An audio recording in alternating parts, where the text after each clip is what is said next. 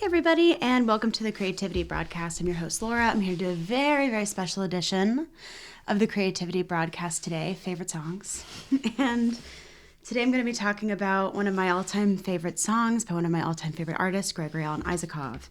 We're going to be traveling back to his very first album, that's See the Gambler, to be talking about the Stable song today. So I definitely want to know if you are a Greg fan. Is Stable song in like your top 5? Where does it reside?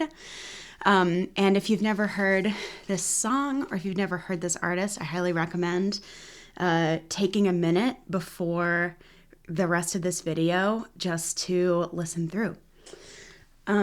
So this series on my channel is really because I think we need to talk about the art that moves us more.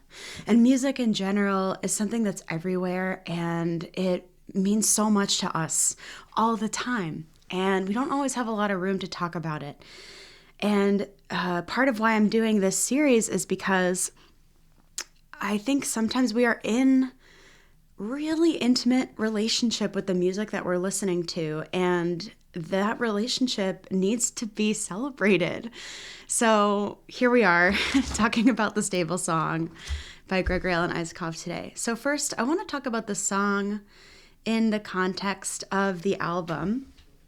Greg does this thing. I keep calling him Greg. I think he goes by that generally versus Gregory, his artist name, but I'm calling him Greg like we're friends, which we're not. I'm just a mega fan. His albums usually have, like, if you listen through the whole album, and this album came out in, what do I want to say, 2006, 2007? Yeah. Which was during an era before streaming really was a thing. Like, I think at that time we had Pandora, which was sort of like this cool, crazy thing where you could, like, pick an artist or a song and it would seed similar music for you, you know, so sort of like a radio station that you a little bit could curate. I think at that time that was pretty much that was before there was Spotify, before there were playlists curated, you know, so the way that you would discover music online, like I remember I learned about Greg through Pandora. I don't know what kind of station I was listening to. It was probably knowing me at the time, it was probably like an Andrew Bird station or something. And I remember hearing That Moon song from This Empty Northern Hemisphere and just being kind of like, whoa, this is special. And at that time, there was no way online to be like, oh, let me go and listen to the whole thing. You had to just go buy the CD or buy it on iTunes. And so the way that I heard the Stable song for the first time was listening through that See the Gambler. And so this song is the second song. The first song is All There Is. And Greg has this, I don't know if it's a habit or if it's intentional, but the way that he delivers his music, like the way that he orders things on his albums, there's often, I think actually for every single album I could point to this, there's this experience of there being kind of like a prelude track. Like the first track is the one that's like priming you for the journey you're about to go on. It's like setting the scene.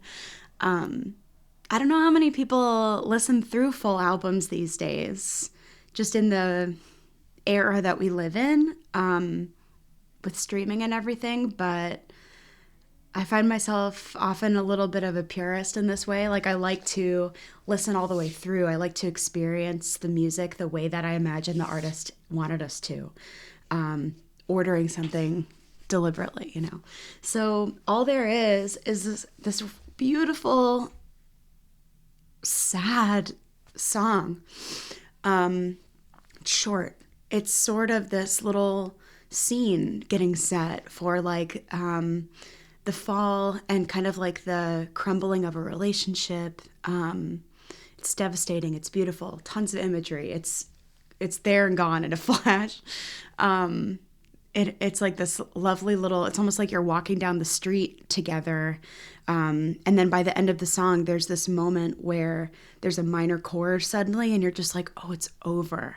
And it kind of begins the journey of the album by being like, oh, there's pain now. Oh, something's crumbling.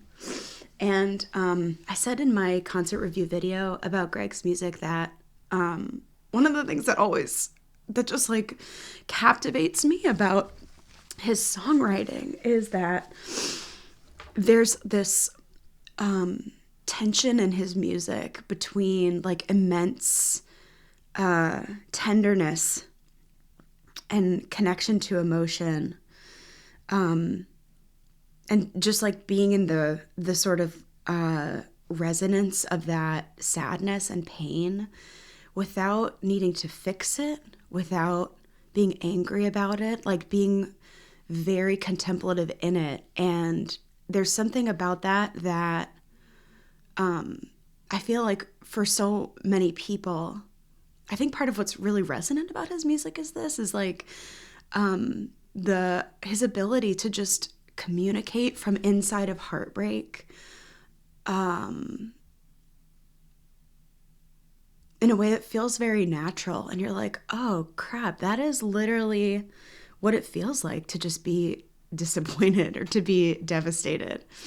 And so I think the album overall, that See the Gambler, is like, and this video isn't about the whole album, but like I said, I think it's important to put the Stable song in some context. There's this sense when you listen to that See the Gambler, you listen to all the tracks together, you kind of get this feeling that these were all written almost like a constellation of stories around a heartbreak, around a wandering. Maybe they happened at the same time. And also this like immense reverence for nature and the natural world. In fact, there's a lot of very like nautical themes on this. And so, I mean, that's literally called That See the Gambler. The title track is pretty epic if you haven't heard it. He has this very like seafaring, sailors reverence for the water, almost like the water is a character, and we're kind of just like at her mercy most of the time.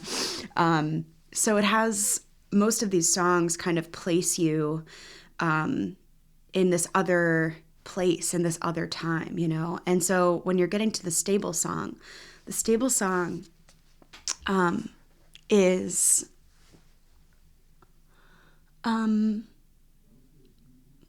the Stable song is arresting. I remember so many times in my early 20s, which was like right in the years after this album and This Empty Northern Hemisphere came out. Most of my life at that time was working full-time in coffee shops in Washington, D.C. And when your world is kind of like ruled by the hours of the service industry, even if you work like with great people and for great people and you serve great people, like it can feel very dehumanizing. And some of the ways that I found myself like trying to make my shifts feel a little bit less grueling was like selecting the music, selecting the Pandora station, you know. And I just have so many memories of like being really exhausted and like wiping down counters, and then the Stable song comes on and I can kind of just retreat into myself for a while, just like hearing the opening chords, the dun dun dun dun dun dun, like it's so beautiful, and you just know you're about to go on a journey, and it's hard to be mad about it. Yeah, this album also came to me during a time when, like this time of year when I'm recording this, it's early February, so it's like still winter, but the light is starting to change. And this is, to me, what this album invokes, and it may just be from my memories of when I was listening to it for the very first time in like an early spring season. But this album, it is very painful. It's like a contemplation on different types of pain and wandering and searching for your place and searching for, I think, a lot of belonging and resolution and like not getting it. And that was definitely evocative of how I felt during that time in my life. So I think it was really speaking to me.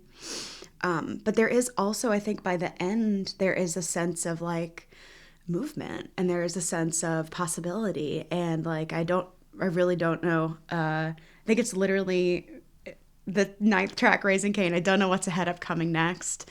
Wind shakes my feet and rattles my head, but there is a sense of movement anyway, which I find to be really powerful.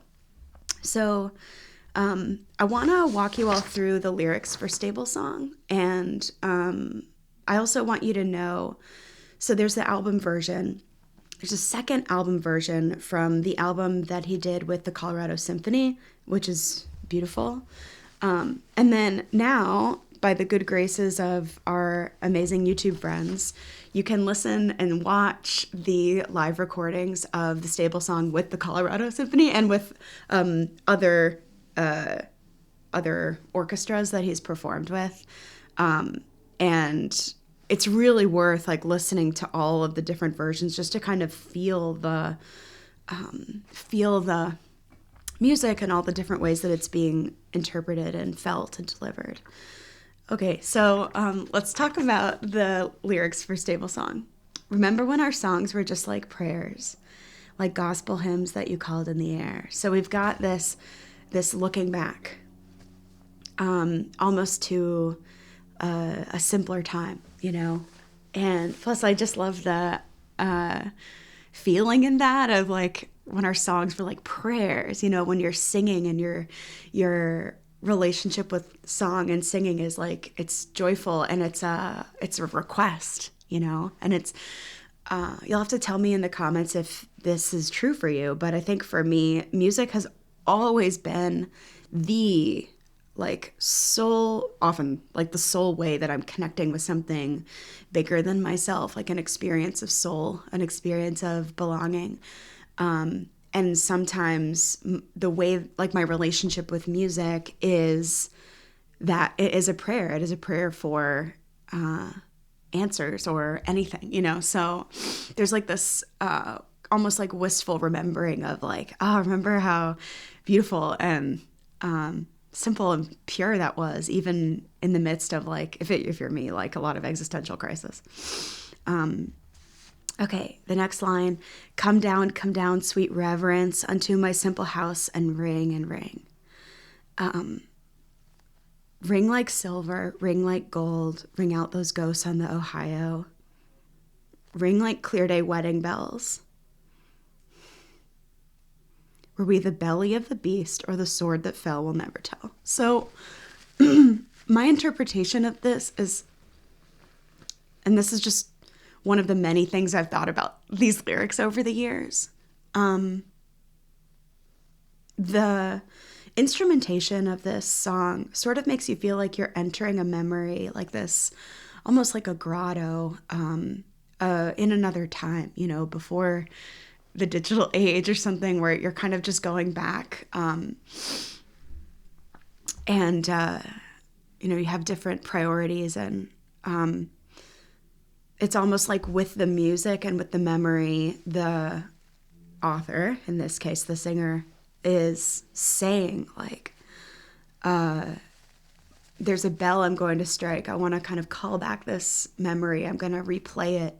And we know instantly it's a really important one. It's like straight in the chest. Ring like silver, ring like gold, ring out those ghosts on the high. Ring like clear day wedding bells. Were we the belly of the beast or the sword that fell, we'll never tell. There's, you know, immediately like something got broken and he's still thinking about it. He's probably raking himself over the coals. We're going to learn about it. And that rumination, were we the belly of the beast or the sword that fell? Oh, what a way to review the heartbreak between two people. You know, whose fault was it? Just beautiful way to say that. His lyrics are just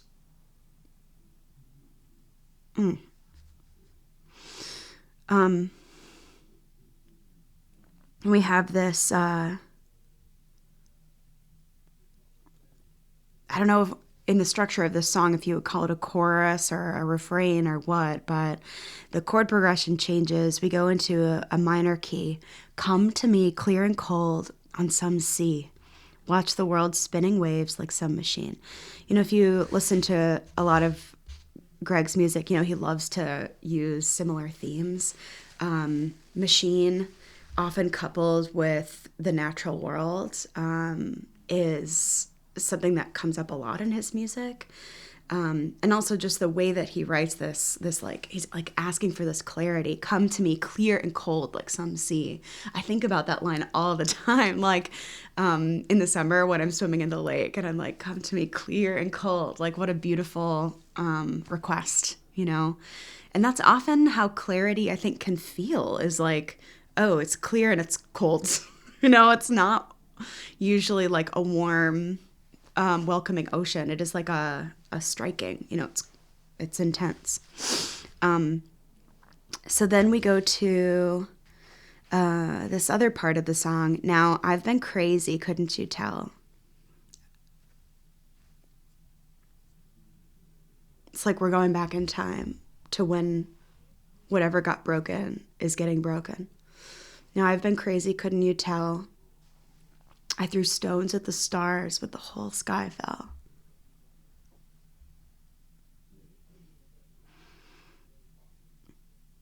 Now I'm covered up in straw, belly up on the table. I drank and sang and passed in the stable. When I saw him last weekend at the Rev Radio City, he sang, I laughed and sang and passed on the stable. Maybe laughed and drank, I can't remember. I was in a music coma, I can't recall. But yeah, just this feeling of like, wow, I can see now that I really got myself into a hole. You know, just like the imagery of like, I was crazy and I messed stuff up and I like drunk myself so bad that I'm literally like belly up on table, you know? And that some part of him died when he did that. Or some part of his ego died. That's kind of my interpretation of that. And then in the song, we have this beautiful revisiting of that minor theme. We have all kinds of instruments coming in. We have the banjo coming back. It's just like this beautiful, my feeling around it is that piece of the song is kind of like all of us sort of just being with like this memory and how heartbreaking it is and kind of soaring through that experience together and processing. And it does resolve in this more quiet banjo forward section where we're kind of returning to the C and the F that is the rest of the song. And it sort of has this feeling of like, okay, we've moved through this portal of emotion about this horrible thing, and now we're looking at it with these kind of like cold, clearer eyes. And then the music quiets, and he sings this next part. That tall grass grows high and brown, while I dragged you straight in the muddy ground. And first of all, just like the complete admittance of like, it was muddy and awful and I did it. And it's my fault. It's just really beautiful, really sad.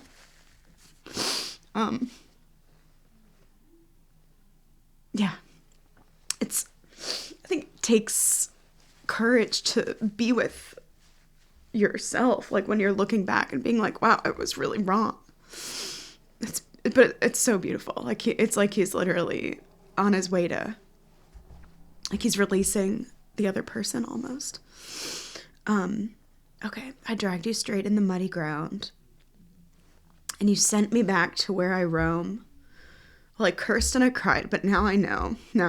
So again, the sort of looking back at what happened and how hard it was and how much you raged or fought it or something because of what you just couldn't quite see yet. And then to be revisiting it again later, you know, like you're calling it back in and you're seeing it and you're like, wow, you did me a service. I get it. I understand now. To me, those are moments where forgiveness occurs. And I think that the author in this song doesn't necessarily forgive himself. We're not there. he's not there in my read of this, but he is coming to a state of accepting what he might have been holding as like done to him in the past. Just really seeing it differently. Okay. Well, at Kirsten, I cried, but now I know. Okay. And then we have, and I ran back to that hollow again. The moon was just a sliver back then. He loves to write about the moon. It's the best. And I ached for my heart like some tin man. And when it came, I would beat and it boiled and it rang. It's ringing. So there's just this. Oh my God. I can't believe I'm crying this much. I'm sorry. But like this calling for your own heart to return. This calling for like, please give me my soul. Where am I? And often I think that in life, sometimes we find ourselves in this place where we are so hungry to be understood and so hungry to be felt and just to feel like connected. And that's what I hear in this is like, please give me back this part of me that feels and is alive. And when it comes, we don't only get the parts of it that feel good. We have to also experience the parts that are really hard. So, you know, when it beat and it boiled and it rang, it's like, oh yeah, it beat, it boiled.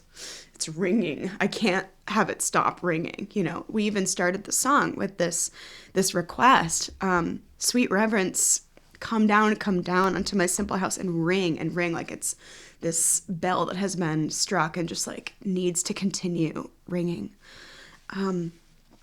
And so then we come back to that ring refrain from the beginning. Ring like crazy, ring like hell. Oh, so he's in the pain of it.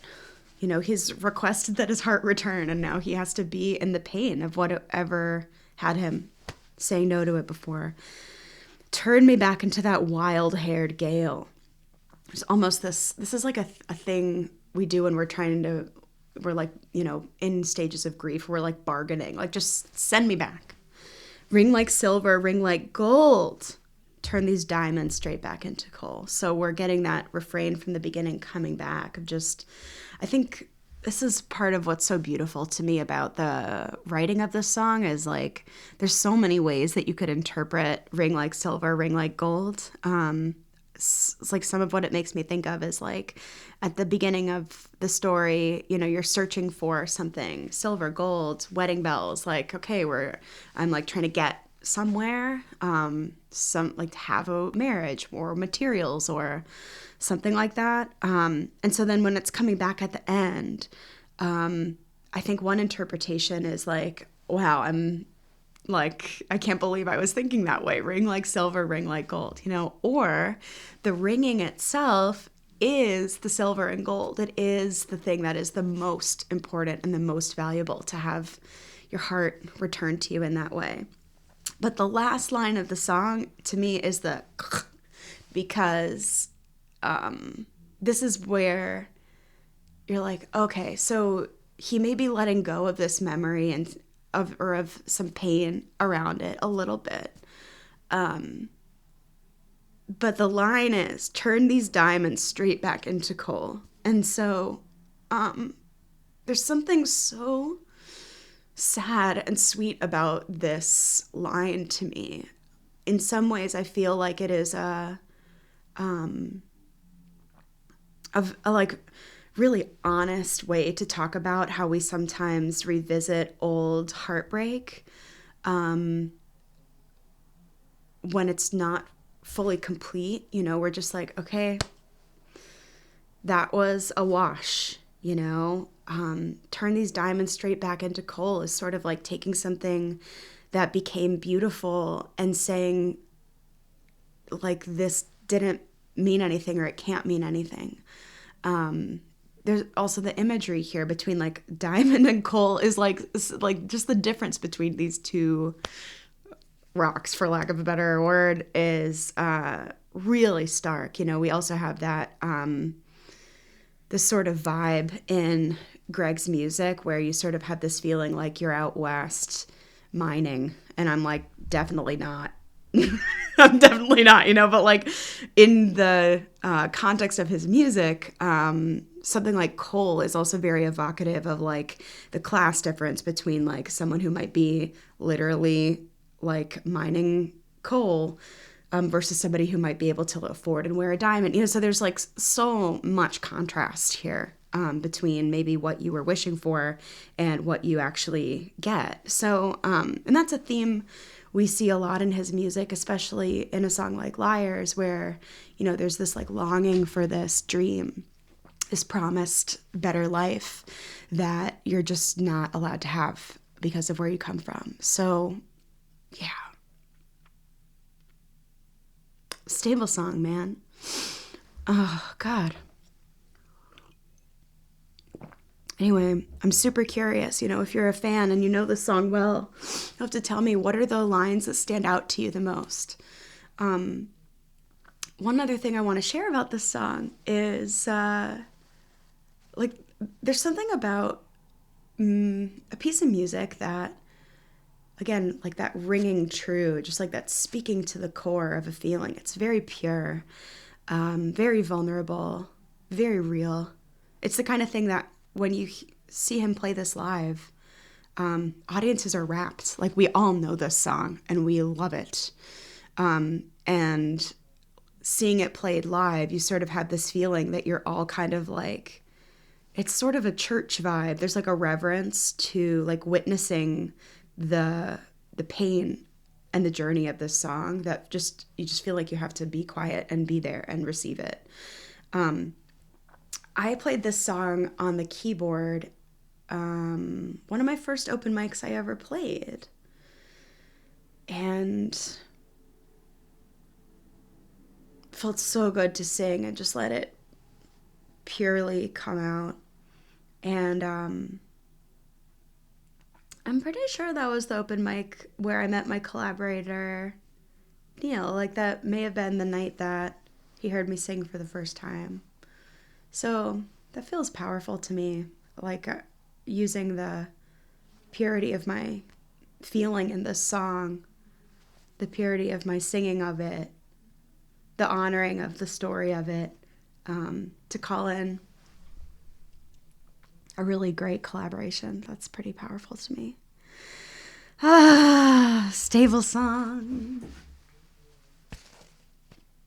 Oh, gosh. That tall grass grows high and brown. Well, I want to thank you all for joining me for this favorite song chat. I just love, I love his music so much. I love that album so much. Stable song. True Blue. Man. I'm going to link below, as best I can. I think I can do this on YouTube. I'm going to link to the album version of the song, and I'm going to link to one of the Radio City performances of it. If you watch the Radio City one, I recommend noise-canceling headphones so that you can hear the orchestration. Also, when I listen to it, I want to watch because the colors and like the lights and what they do is really gorgeous. It's like, oh my God, that whoever designed that deserves an award. But I also have to close my eyes a bit so that I can like actually hear and take in the music. What they did is just freaking magical. And I'm so grateful that I had the chance to experience this song in this way.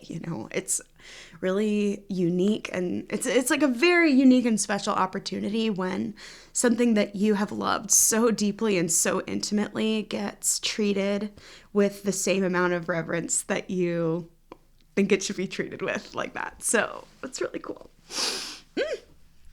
Well, thank you all for joining me. Wow. Again, I'm Laura. This is the Creativity Broadcast. Here to have conversations and resources and all kinds of things to just help us create to that pure sense of our creative spirit, especially in this day and age where there's so much that can just get in the way. If you liked this video, go ahead and give it a like. I need to know if you want more favorite song videos, if you want more videos about Greg's music in particular. And yeah, anything else you feel like I should know? I also really want to hear from you if you are a Gregory Alan Isakov fan. Like I said before, please let me know, like, is Stable Song in your top 5? What are in your top 5? I'm really curious about that. Have you seen this live? Have you seen it live with the symphony? Yeah, so. All right. Thank you all so much. Lots of love.